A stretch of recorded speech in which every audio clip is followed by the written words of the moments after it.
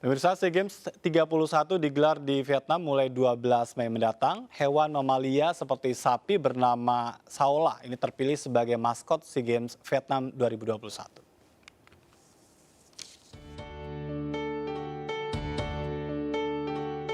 Maskot SEA Games Vietnam 2021 adalah Saola.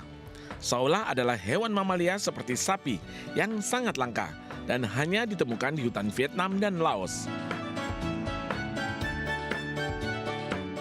Kreator Saola adalah seniman kawakan Ngo Guan Khoi.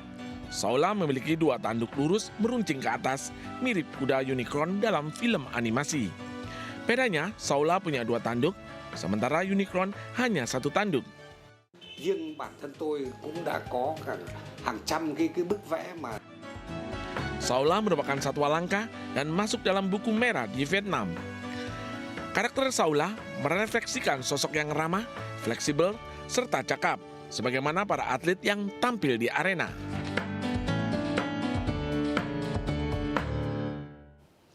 Terima kasih. Kita kembali berbincang bersama Mas Ferry, kemudian ada Mas Peter dan Mas Effendi. Saya ingin ke Mas Effendi Saputra. Ini tadi Anda menyampaikan catatan untuk Kemenpora bicara tentang tim review. Ada hal lain yang menjadi sorotan Anda berbicara tentang olahraga penataan yang selama ini Anda bisa cermati? Ya, saya tadi sudah jelaskan bahwa seakan-akan nasib bendera merah putih yang akan berkibar di Vietnam ini kita gantungkan sepenuhnya kepada tim review. Nah, ini pertanggungjawaban tim review ini juga harus jelas ketika selesai SEA Games nanti, ketika target-target itu tidak terlaksanakan.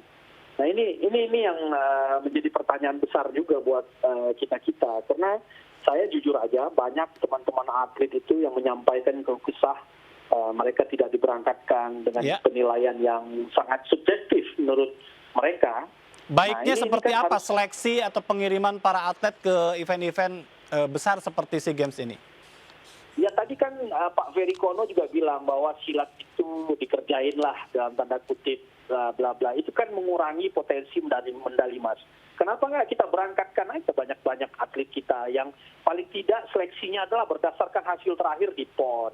Misalnya atlet-atlet yang mendapat medali emas atau medali di PON atau apa itu diberangkatkan saja. Ada 14 cabur yang tidak diberangkatkan, padahal belum tentu juga mereka tidak bisa menghasilkan emas. Baik. Dan yang paling penting lagi ada olahraga futsal. Saya agak bingung nih futsal. Pertama dibilang futsal putri berangkat, putra nggak berangkat. Tiba-tiba ketika AFF putranya berhasil jadi runner-up bagus, putra yang berangkat, putri yang nggak berangkat. Kenapa nggak diberangkatkan aja berdua-duanya? Siapa tahu dua-duanya bisa buat kejutan. Iya. Ini juga menarik. Apakah tim review itu sedahsyat itu sehingga bisa mematok-matok, oh ini nggak bisa berangkat, ini bisa berangkat. Ini bahkan yang sudah diputuskan siap-siap berangkat, sudah TC, tim futsal putri itu udah TC loh di Bandung sana, tiba-tiba tidak diberangkatkan. Anda bayangkan atlet yang sudah bekerja keras berlatih tidak diberangkatkan, bagaimana rasanya itu? Baik. Nah ini harus jadi perhatian dari Menteri Pemuda dan Olahraga, jangan begitu gitu memperlakukan atlet. Jadi tim reviewnya direview begitu ya Mas Effendi ya? Iya dong. Apa pertanggungjawaban tim review ketika yang mereka bilang dapat medali nggak dapat medali, kan nggak ada yang tahu, Bos. Baik. Saya ke Mas Ferry kemudian. Ini kalau berbicara tentang target yang ingin dibawa sebetulnya, dibawa pulang dalam hal ini, apa kalau dibalik, kalau tadi kan disampaikan memang targetnya untuk nanti Olimpiade, tentu ada hal ya, tentu kalau ke kontingen kamu harus bawa pulang ini. Apa sebetulnya Mas Ferry? Ya kalau memang dari diskusi kami sebelumnya, kami itu sangat berharap, khususnya Komite Olimpiade Indonesia, karena 2 tahun pandemi, sangat jarangnya single event yang dilakukan, sehingga kita nyaris tidak punya data. Tadi Bang Effendi juga sampaikan, data yang digunakan terakhir ada dari Manila 2019. Nah, kita juga berharap para atlet kita yang tampil pada SEA Games kali ini, minimal kita akhirnya punya catatan terhadap raihan atau skor apapun itu terhadap para atlet kita. Karena ini sangat penting. Karena berikutnya kita akan menghadapi Asian Games, walaupun akhirnya ditunda menjadi ke tahun depan. Tapi dengan catatan itulah, kami melalui Sports Development juga akan memberikan bantuan pemikiran kepada pemerintah. Kira-kira seperti apa untuk bisa meningkatkan para atlet kita pada pelatnas-pelatnas mereka. Mengingat di tahun depan sudah ada kualifikasi menuju Olimpik Paris 2024. Iya. Kita berharap kita bisa membantu memberikan strategi, pelatihan atau apapun itu dari sisi International Olympic Committee. Dan kita sangat percaya cabang olahraga juga ingin sekali meloloskan lebih banyak atlet seperti yang disampaikan oleh ketua kami Bapak Raja Sabta Oktohari, sampai memberikan apabila nanti ada yang lolos kita akan berikan bonus gitu ya. Oke. Nah, itu semua motivasi agar lebih banyak atlet kita mengikuti event-event yang benar-benar memiliki poin atau sanction terhadap proses kualifikasi mereka menuju Paris 2024. Iya, baik. Saya ke Mas Peter. Ini memang kita tahu karena pandemi event ada banyak yang berubah begitu kan, tapi ada juga beberapa event yang akhirnya jadi maraton. Ini seperti apa sebetulnya atlet menyikapi hal ini? Ada sebelumnya puasa begitu kan, tapi ke depan ini akan sangat padat. Ya, kembali lagi kepada cabur atau pada atlet sendiri. Kalau atlet sudah tahu apa yang harus dia lakukan. Contoh seperti saya dulu, maaf bicara pada diri saya. Ya. Ketika saya mau melakukan atau menghadapi suatu event SEA Games atau Asian Games, tiap hari saya pasti latihan. Karena apa? Saya tahu ketika saya tidak latihan, pasti lawan saya latihan. Jadi kembali lagi pada atlet, profesional atlet itu, Ya. bahwa atlet itu mau juara atau tidak. Jadi mental Walaupun juaranya itu event- yang terus harus ditumbuhkan begitu ya. mental juara. Walaupun selama 2 tahun kita berperang sama COVID, Ya. tapi tetap kita harus latihan. Karena apa? Persiapan ketika COVID selesai, pasti event-event besar itu pasti akan banyak sekali di depan mata. Baik, ini karena waktu juga berbicara masalah olahraga, tadi banyak hal juga yang perlu untuk kita bicarakan.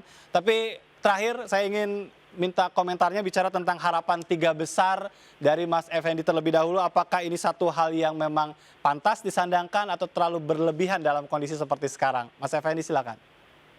Ya, tadi masalah olahraga belum selesai. Itu banyak hal yang harus bicarakan. Mungkin nggak di momen ini, nanti mungkin ada satu forum khusus yang Kita mungkin bicarakan kita lagi nanti. bisa bahas. Iya. Tapi terkait Vietnam target 3 besar, saya berharap itu bisa tercapai. Kalaupun tidak tercapai, kami orang Indonesia, bangsa Indonesia ini berharap boleh nggak tercapai, tapi pada mata-mata olahraga khusus kita harus juara. Iya. Seperti bola, futsal, bulu tangkis, lari 100 meter. Jadi kebanggaan tidak juara umum di multi event itu akan terbalaskan kalau kita juara di event-event favorit. Iya. Nah, cobalah. Nah, saya ini juga menjadi ajang pembuktian buat tim review itu. Benar nggak bisa mendapat peringkat 3 besar ya kan? Walaupun oleh CDM, Bung Ferry tadi direvisi 4 besar ya kan. Jadi kata Pak Presiden 3 besar, Bung Ferry mungkin lebih realistis 4 besar. Saya malah kalau lihat kondisi sekarang, apalagi main di Vietnam yang terkenal dengan non teknisnya, malah saya berpikir dapat 4 besar itu udah terbaik. Salah-salah bisa kembali 5 besar seperti di Filipina. Baik. Nah, kalau 5 besar, waduh, banyak sekali PR yang harus diselesaikan, termasuk tim reviewer itu ya. Itu Baik. saja menurut saya, Bung Ajat. Terima kasih. Baik. Saya ke Mas Peter. Mas Peter silakan. Di tengah harapan tadi dan tentu realitas yang memang tidak mudah untuk diwujudkan. Apa kalau dari sisi atlet? Sebagai atlet, ketika atlet itu sudah berangkat, istilahnya besok dia mau tanding, sudah pasti atlet itu sudah, maksud saya sudah siap untuk bertempur. Pasti atlet itu ibaratnya seperti saya, jika sudah bertanding, walaupun saya harus mati di matras, walaupun saya harus mati di medan pertandingan, saya akan siap. Baik. Itu yang mudah-mudahan memang Jadi, menyertai harapan mental saya para semoga atlet kita ya. Ya, semoga target yang dibuat sama pemerintah akan tercapai. Amin. Silakan terakhir, Mas Ferry, apa yang bisa disampaikan dari Ketua Kontingen Indonesia untuk publik di tanah air? Ya, kami mengharapkan doa dan dukungannya tentu untuk para atlet kita yang tampil berjibaku dengan lawan-lawan mereka. Saya yakin dukungan dan harapan-harapan itu insya Allah mereka mampu memberikan yang terbaik. Dan mereka, sekali lagi, mereka adalah anak bangsa yang tampil membela merah putih gitu ya.